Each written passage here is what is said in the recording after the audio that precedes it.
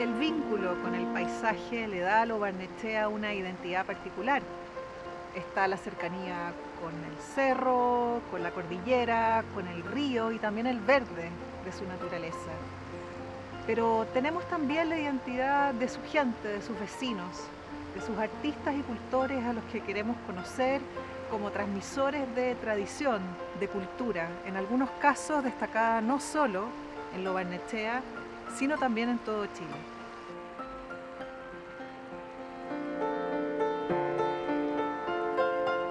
Él es un artista autodidacta vecino de Lo Barnechea.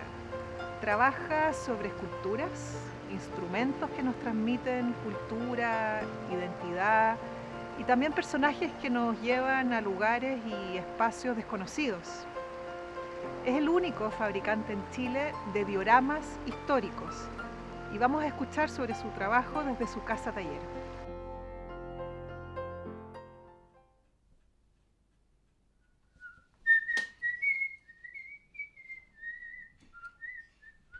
Bueno, yo soy Rodolfo Gutiérrez, mi seudónimo es Serraytú.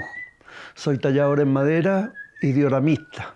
Dioramista porque ya hace más de 40 años que vengo haciendo dioramas sobre la historia de Chile. Ya he hecho más de 115 dioramas a lo largo de todo el país para museos, municipalidades, estaciones del metro. Y he cubierto una buena parte del país, hacia el norte más bien. Yo nací en Santiago en el año 44, 1944, en Santiago, pero de ahí cambiamos a Melipilla, El Paico, vivimos mucho tiempo en El Paico, Melipilla, después fuimos a San Antonio. Ahí en San Antonio se puede decir, los primeros recuerdos muy claros que tengo, porque ya llegamos de 8 años, de los 8 a los 14 años vivimos ahí en Barranca. En Barranca era entre San Antonio y Olleo. Ahí está la gobernación. Mi papá era gobernador, en ese tiempo fue gobernador de San Antonio, cuando existían los gobernadores. Y ahí vivimos se puede decir, la infancia más recordada, de 8 a 14 años, que fue una etapa muy, muy bonita. Yo hacía muchas cosas desde siempre, desde esa época me acuerdo que hacíamos fuertes, hacíamos figuras. Todos los juegos los inventaba yo, lo hacíamos, producíamos figuras de todo tipo, autos, camiones, edificios, construíamos fuertes, teníamos un patio muy grande, entonces teníamos muchas actividades y somos 6 hermanos, entonces jugamos todos con todo lo que yo iba inventando. Se puede decir que desde esa época ya vengo haciendo las figuras en distintos materiales.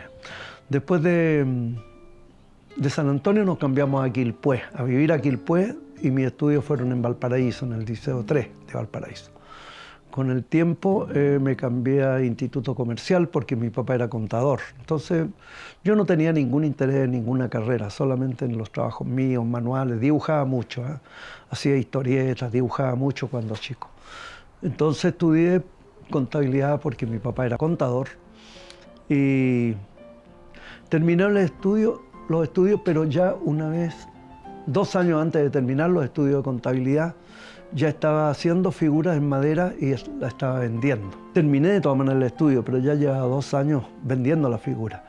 Una vez que terminé el estudio de contabilidad, no ejercí nunca, sino que trabajé directamente seguí trabajando en la figura de los monos, porque en realidad ya tenía una entrada más grande que lo que podía empezar ganando saliendo de mi estudio. Entonces se puede decir que he trabajado toda mi vida en esto. A los 20 años ya estaba vendiendo la figura, entonces de 20 ahora tengo 78. Son 58 años que vivo del tallado en madera. Yo soy totalmente autodidacta, nunca estudié nada referente a dibujos ni a nada. Para mí ha sido siempre muy natural, por ejemplo, dibujar una persona, dibujar un caballo o cualquier escena, es algo muy natural para mí. Representar cualquier cosa que uno ve, yo lo puedo representar exacto en base a lo que se puede, por supuesto, pero la representación es algo que sale totalmente muy fácil para mí, muy normal. No tengo estudios académicos. Bueno, en la familia, en todas las familias hay pintores, escritores, dibujantes, cosas así, pero nada comparado con lo que yo hago, los dioramas, las figuras en madera, no tengo ningún antecedente familiar. El interés surge desde chicos. Lo único que yo pensaba era seguir haciendo mi trabajo, que lo hice durante toda mi infancia, durante mi juventud. Entonces todo el interés por el arte era seguir viviendo del arte, produciendo sin ocupar un tiempo en otra cosa que no sea la creación de las cosas que yo tenía en mente.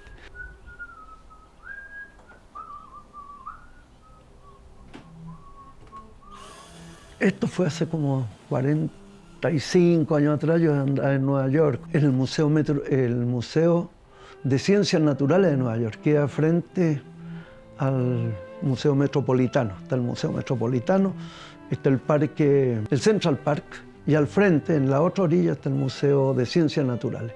Ahí en el Museo de Ciencias Naturales vi dioramas, pero gigantes, dioramas de... En ese tiempo habían 6 dioramas en el Museo Metropolitano, que yo los recorrí todo, pregunté, solamente habían 6, de animales disecados, claro, entonces montados en su ambiente natural. Entonces en un diorama, por ejemplo, salía un alce, se veían los cerros, se veía el paisaje, entonces ahí me dio la idea de hacer...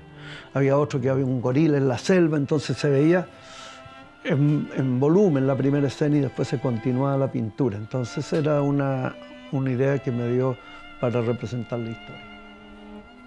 Y hace ya 43, 44 años, la Casa Colorada, que es justamente la que estoy restaurando ahora, esa fue las primeros dioramas que hice. Yo le propuse en ese tiempo al alcalde de la época, que era Patricio Guzmán Mira, para el Museo de la Casa Colorada, que se estaba recién construyendo, era toda una planificación que había, le propuse el proyecto de hacer la historia de Santiago, que no tenía muchas cosas para inaugurar ese museo. Por suerte yo supe de esta restauración con anticipación, entonces le propuse la creación de este museo con representaciones de la historia de Santiago, entallado en madera. Le hice un diorama chiquitito que todavía lo tiene la Casa Colorada y va a quedar en exposición, que fue el prototipo que le hice y un proyecto completo de todas las escenas que podían representarse, de las cuales elegimos 11 en ese tiempo, con el alcalde y el jefe de Obras Públicas, que era Carlos Aliaga, en esa época. Entonces, de ahí se hicieron los primeros dioramas, hace 44 años, 43 años. Por eso ahora yo me presento como tallador en madera y dioramista, porque los dioramas es la parte más importante actualmente de mi trabajo. Hago más dioramas que figuras en madera prácticamente, que figuras individuales. Y se abrieron, mira, si puedes ver, se abrió un techo donde está el salón. Entonces muestra la vida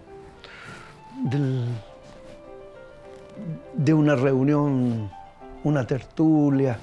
Entonces por eso se sacó el techo.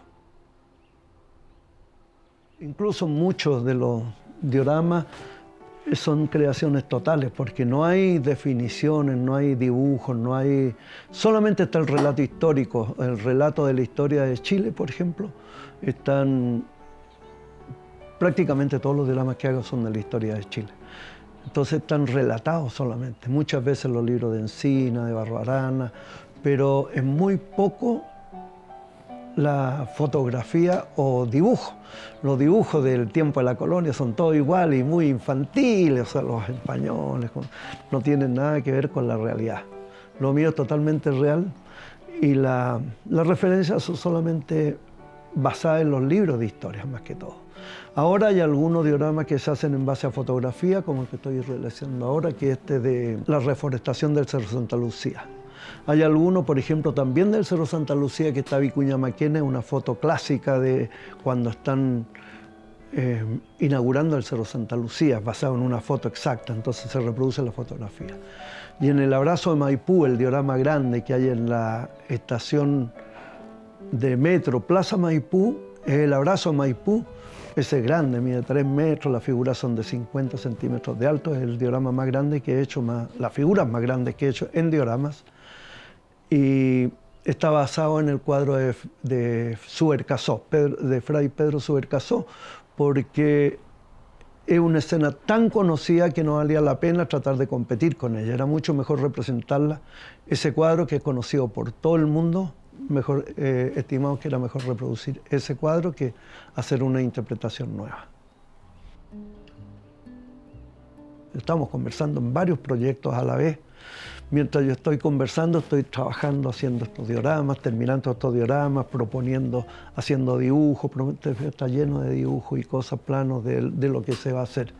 Entonces, pero un proyecto puede demorar 1 año, 6 meses, 8 meses, según los datos que se tengan. Una vez conversado ya el tema mismo, buscar toda la información requiere de su tiempo. Ahora es muy fácil por el internet, por Google, YouTube, todo eso. Antes yo tenía que ir a los registros los archivos de la Universidad de Chile, los archivos del Museo Histórico Nacional, instalar una sala gigante, buscar el libro, buscar fotografías antiguas y pedir, ellos las reproducían. Entonces uno pedía tales fotografías que se compraban y después a los 3 días uno iba a buscar un sobre con todas las fotos que uno había pedido. Una vez ya juntado todos los antecedentes, se hace un dibujo y se ve cómo se va a presentar.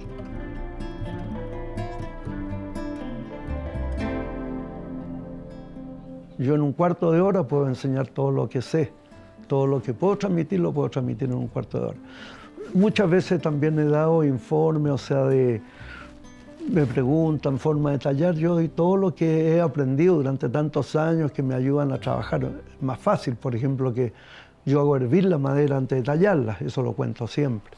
Cuento montones de detalles que me ayudan al tallado en madera, pero no puedo explicar de cómo hacer una escena diciendo tiene que ser la escena, solamente una escena como uno la ve. Y a una persona que está hablando, las expresiones, ¿cómo las expresiones? Bueno, la expresión es mirar a una persona que se está riendo y hacerla que se está riendo. Entonces yo no tengo mucho que enseñar. Ahora, si viene otra persona que pueda hacer estas cosas, bienvenido, ojalá que salga, que siga continuando este sistema de enseñar la historia. Lo que se busca transmitir y dejar como un legado es un momento histórico, en este caso de Chile, de Santiago, Concepción, de toda la parte que estoy haciendo. Es un hecho histórico que no está registrado visualmente. Muchas veces no hay ningún registro, ni de dibujo siquiera. Muchas veces no hay ni un dibujo, o como te contaba anteriormente, los dibujos infantiles de los conquistadores españoles, llenos de rococó. Entonces, eso es lo que hay que hacerlo, bajarlo a un nivel, ¿cómo se llama?, real, un nivel humano de cómo serían realmente los conquistadores, cómo serán realmente los indios, ¿no? Entonces es dejar una idea con estos dioramas de algo real, de la historia de lo que pasó en Chile. Ya como contaba, son como 115 dioramas, más esto que están a medio hacer, que he hecho. Es un trabajo muy largo y muy grande. Yo trabajo harto, trabajo desde muy temprano, todos los días, sábado y domingo sigo trabajando. Y me interesa mucho dejar toda la historia, ojalá, la mayor parte de la historia, imposible dejarla toda, pero que haya un registro y que la gente al ver una escena sepa cómo fue el hecho, cómo fue. Porque yo me doy todo el tiempo para buscar todos los detalles históricos reales para armar una escena. Entonces la gente que ve esta escena se economiza todo ese trabajo que hice yo porque está todo presentado. Me interesa mucho dejarlo como un patrimonio nacional.